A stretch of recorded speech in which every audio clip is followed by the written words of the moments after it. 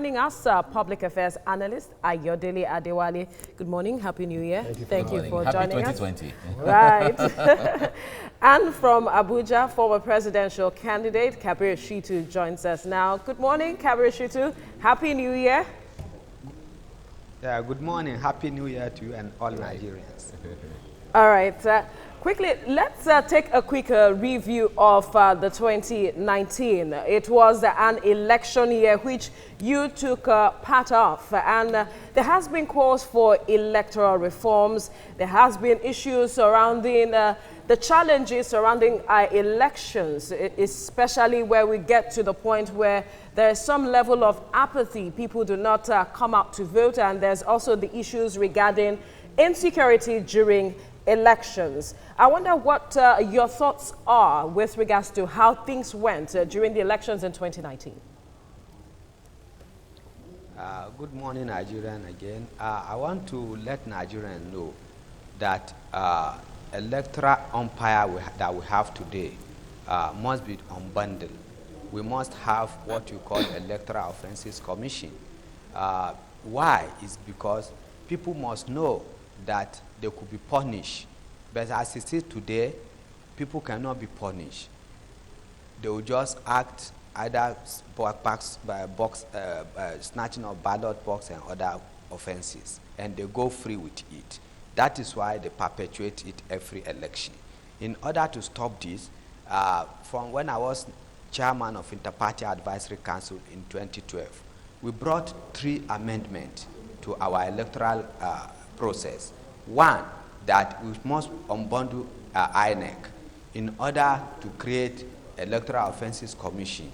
And we must also, as our people, look at our electoral issue and look at how we come up with proportional representation. Because as it today, what brought desperation to politicians is when they know that even when they have enough vote, if they cannot wait until they cannot participate in the government until after 4 years. Therefore, proportional representation bring out that if a party wins 25, 30 to 45%, it must participate in the government on other way. And today, as it is in Nigeria, if Party A got 51% of the vote and Party B get 49% of the vote, that Party B has to go back home. So we have to design our electoral process according to our culture and belief. What we met in every empire, if you talk of Borno Empire, if you talk of Oyo Empire, if you talk of Ashanti Empire, what they do was that when they elect a king, the king also now take from the other ruling houses. They become either there's a cabinet. This is what we grew to see in every empire that has come. That is our culture. That is our belief. Democracy come. We must not take democracy totally as the Western world are practicing it, because that is their culture and belief. We have embraced democracy 20 years to democratic process. We must now sit down as people and look at where and we put our belief, our culture, and what will suit our own electoral process. Okay, Kabir, I'll come back to you shortly. Let me bring in Ayodele in here. Now, when it comes to, because in the last discussion we're talking about the capacity of leadership. You, in your person, you've been with the likes of late Anthony Nahoro, who moved for independence for the first time in Nigeria. You've been with people like Alhaji Tamasule. These are leaders who had capacity in the eyes of Nigerians at the time. There's so many others in that regard. When it comes to the now generation, the capacity to lead, do you think we have it or we lack it? Well, we have it, but in a way we also lack it, because you must understand that leadership is about succession, it's about grooming. Those people who you have talked about actually groomed a long time with some iconic leaders in their own space. And I've often said it, that you don't kill the student movement and you don't kill the youth movement. Panaro did tell me once that there are 2 major platform for grooming young leaders, and that's the student movement and the youth movement. If you look at Chief Obafemi Awolowo, Nnamdi Azikiwe, these are leaders that rose from the youth movement, from the student movement. Nkrumah rose from the student movement.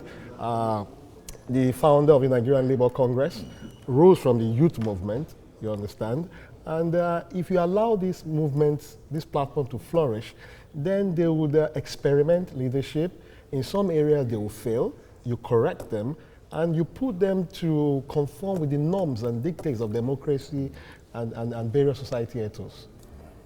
Now, let me remain with you. Now, the point there is, a lot of people have complained that leadership, the way we experiment it year on year, that we mustn't even, start everything afresh. A lot of other countries that are there are examples enough for Nigeria to go copy, modify and paste. Are we learning from that? Is that a window to explore? Well, we can't start afresh. Nothing stops. There's us nothing from, new. No, we can't start afresh. But again, as a scientist, you understand that you don't throw away the baby with the bathwater at the same time. You can filter the system. Yeah. So what it means is that we must educate our populace. We must invest massively in education. And as you do that, you must also bring to bear, systems that are contemporary, that are very peaceful, and you must use technology. Because I was listening to the last speaker when he talked about culture. You must understand that democracy is not our culture. Democracy is a universal accepted norms of government that everybody partake in. And if that is true, you must also understand that there are integrals to follow before you get to the finality of a democratic process, which is primarily education and orientation. If you don't orientate your people, you don't educate them, you don't advocate, at the end of the day, you're going to have chaos. So you must follow these systemic ways of carrying out the social order.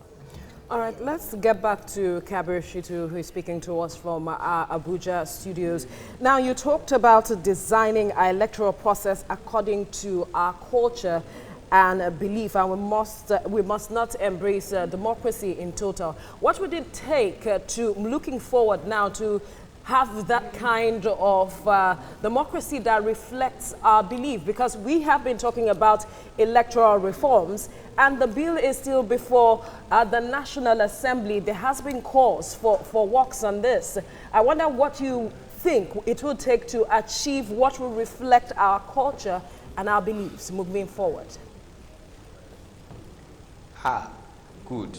For us, when you are talking of norm, yes, there are norms, but every country, and I'll give you example with China.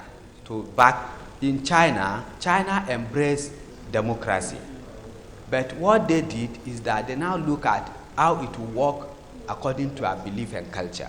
They now said, look, they have a party which is CPC, which is like the overall party of the country. But they also have other 7 political parties who participate in the government. And that is why their highest body is only being headed by the chairman of CPC, and other chairmen of other political parties are also members of that highest ruling body.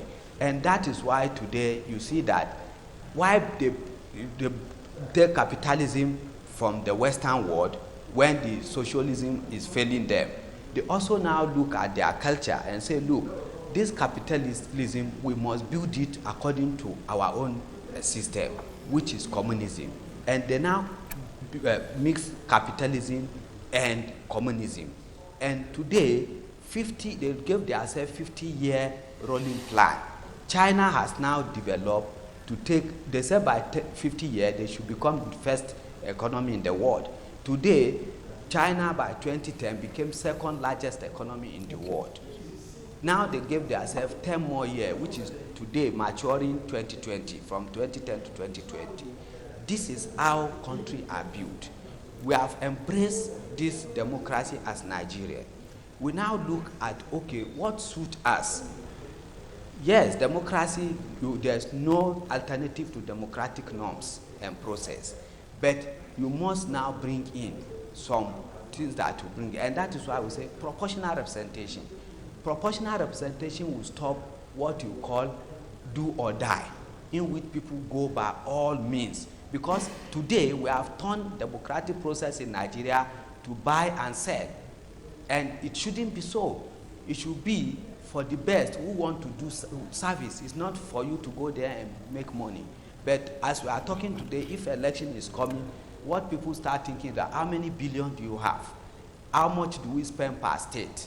Then, after getting to power, they want to recoup this money.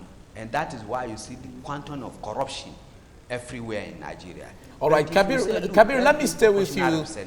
Yes, Kabir, let me stay with you a little bit on this issue you are raising now, because the point there is, these are the challenges that everyone talks about. It seems everyone, in fact, within the school level, all know these issues and know these challenges and can even analyze them. But when it comes to the solution and putting this into practice, do you think we are on track in achieving the standards and the benchmarks that you were talking about the considering our peculiarity and who we are as a nation? Yes, we have embraced this process for the past 20 years. And whatever you say, it has worked 70%. Today, we have entrenched this democratic process that military cannot even venture to our political system any longer. Whoever want to venture into political system of Nigeria know that it is suicide mission. Nigerians will rise and they will have go to. So that has been achieved. Then what next do we now have to achieve? We have to now make sure that economically we achieve economic development. And for you to achieve economic development, you must now look at your political process vis-a-vis your economic process. And that is why we must remove what will make people to get corrupt, what will make people to be desperate, to be in power. We should let the political system or political offices not attractive. And those are the way we design. When you say legislatures, let me give you an example. If we say, okay, legislatures, you are not going to legislation. If you get to legislation, you are not being given, you won't be given any house. All right, Kabir, we have to leave it at this point because we're running out of time. Thank you so much for your contribution. But quickly, Ayodele, before we let you go, your last word. What Nigerians are really asking for or hoping for is not too much. You would agree with me. Yeah. Over the years, they've been asking for the same thing. I wonder what your expectations are, especially from our leaders now. We've talked about capacity to deliver dividends of democracy to Nigerians in 2020. Well, I think we should start with our budget. We should has been passed already. Yes, we should move towards implementing the budget 100%. And we should face common goals vis-a-vis energy and infrastructure. Then we should not forget about the youth. Education is very key in solving insecurity, in providing gainful employment, self-sustainable. Education is very, very key. So we need to focus on those areas. All right. Thank you very much, Ayodele Adewale, for coming on the program. Thank you for having me. We look forward to a great 2020. Absolutely. Kabir Shitu, thank you very much for joining us as well.